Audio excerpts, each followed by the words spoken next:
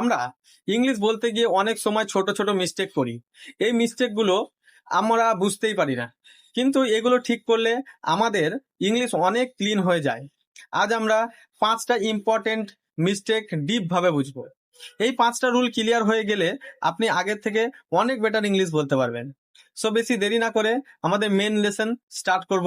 So আজকের ভিডিওটি একটু লং হবে, কারণ আমি শুধু মিস্টেক বলবো তা না, সেটা কারেক্টও করব, অ্যান্ড সেটা কেন মিস্টেক সেটা গ্রামাটিক্যালি আপনাদেরকে বোঝাবো। সো ভিডিওটি ভালো লাগলে অবশ্যই একটা লাইক এবং কমেন্টে জানাবেন। সো মিস্টেক নাম্বার কি? Mistake number 1, he go to school. আমরা বলে থাকি হি গো টু স্কুল, কারেক্ট কি হবে? হি গোজ টু স্কুল। কেন? ইংলিশে যখন সাবজেক্ট হয় হি, সি, ইট, তখন ভার্বের সাথে এস অথবা ইএস যোগ হয়। কেন? কারণ English grammar A third person singular, he, she, ইট আলাদা রুল ফলো করে। ভালো করে বুঝবেন, যখন আমরা আই গো বলি তখন কোনো চেঞ্জ নাই, এটা কিন্তু ঠিক। আই গো তখন ঠিক আছে, বাট হি গো এটা ভুল, আমরা হি গোজ বলবো।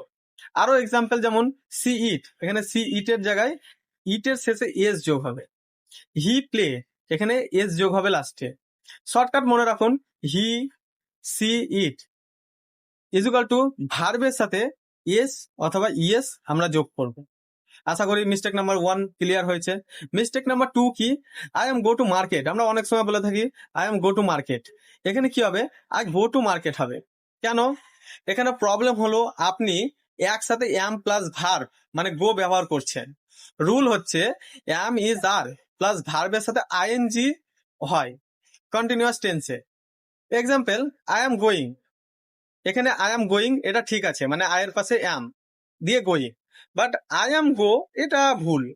তাই যদি সিম্পল সেন্টেন্স হয় আই গো টু মার্কেট বলবো, আর যদি কন্টিনিউয়াস হয় তাহলে I am going to market বলবো। আশা করি বুঝাতে পেরেছি। মিস্টেক নাম্বার 3 কি? She do not likes tea, like এর পাশে এস যোগ আছে, এখানে কি আছে? সি ডু নট লাইকস টি। এখানে কারেক্ট কি হবে? ভালো করে বুঝুন, কারেক্ট হচ্ছে সি ডাজ নট লাইক টি, এখানে লাইকে এস যোগ নাই লাস্টে। এখানে দুটো মিস্টেক আছে, ভালো করে বুঝুন। 1 নাম্বার, সি হলে ডু না ডাজ হবে, কারণ he, she, it equal to does, এর আগে বললাম। 2 নম্বর কি? ডাজ থাকলে মেন ভার্ব বেস ফর্মে থাকবে, মানে শুধু লাইক, নট লাইকস, মানে লাস্টে এস থাকবে না লাইকে। Example, she likes tea but she does not like tea. ভুলটা কোথায়? ডাজ অলরেডি টেন্স দেখাচ্ছে, তাই ভার্বে আর এস লাগবে না। শর্টকাট মনে রাখুন, ডাজ প্লাস বেস ভার্ব। আশা করি মিস্টেক নাম্বার 3 বোঝাতে পেরেছি। এবার মিস্টেক নাম্বার 4 কি? অনেক সময় আমরা বলে থাকি I am agree, but I M agree এটা একটা ভুল। কারেক্ট কি? I agree. কারণ কি দেখুন, অ্যাগ্রি একটা ভার্ব, কাজ বোঝায়। রুল, একটা সেন্টেন্সে 2টি ভার্ব একসাথে বসে না উইদাউট রিজন। এখানে অ্যাম একটা ভার্ব, অ্যাগ্রিও ভার্ব, তাই কারেক্ট হবে আই অ্যাগ্রি। এখন মানে কখন অ্যাম লাগবে? যখন অ্যাডজেক্টিভ থাকবে। কেমন? যখন যেটা I am happy, I am tired, কিন্তু অ্যাগ্রি ইজুকাল টু অ্যাকশন বোঝায়, তাই অ্যাম লাগবে না। আশা করি 4 নাম্বার মিস্টেকও বোঝাতে পেরেছি।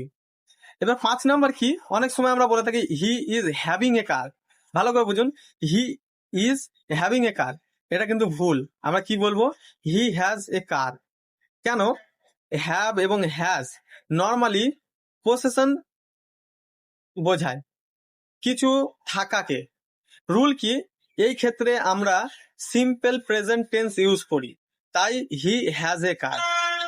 ইজ হ্যাভিং সাধারণত ইউজ হয় না এই কনটেক্সটে। Example, I have a phone, she has a book. Shortcut মনে রাখুন, কিছু নিজের হলে হ্যাভ এবং হ্যাজ হয়। ফাইনাল ইজি টিপ মনে রাখুন, সিম্পল রাখুন, মানে গ্রামার ওভার থিঙ্কিং করবেন না। বেসিক রুল ক্লিয়ার থাকলে অটোমেটিক্যালি ইমপ্রুভ হবে। প্র্যাকটিস করুন, প্র্যাকটিস করলেই ভালো ইমপ্রুভ হয়। সো আমি এই ভিডিওর নিচেও কমেন্টে কিছু সেন্টেন্স দেবো যেগুলো আপনাদেরকে কারেক্ট করতে হবে, তো অবশ্যই আপনারা কমেন্ট করে জানাবেন। এট দ্য এন্ড মিস্টেক করা প্রবলেম না, মিস্টেক ঠিক না করা প্রবলেম। ফলো করুন, ডে 12 লেসন কাল আসছে। আজকের জন্য এইটুকুই। সত্যি কথা বলতে আমি নিজেও খুব নার্ভাস এই ভিডিওটা বানাতে গিয়ে, কারণ আমি এত গ্রামাটিক্যালি কখনোই কাউকেই বোঝাইনি। আমি নিজেও বুঝতে গিয়ে যতটা প্রবলেম হয়নি এই ভিডিওটা বানাতে গিয়ে, তার থেকে বেশি প্রবলেমকে ফেস করেছি। কারণ আমি এক তো দোকানের মধ্যে বসে থাকি, ভিডিও বানাতে বানাতে অনেক সময় অনেক কাস্টমার চলে আসে, আবার আমাকে শুরু থেকে ভিডিওটা বানাতে হয়। সো ভিডিওটা ভালো লাগলে অবশ্যই লাইক এবং কমেন্ট করবেন, আমি এতে অনেকটা খুশি হব। অ্যান্ড ডে 12 লেসন এর থেকেও ভালো আনবে।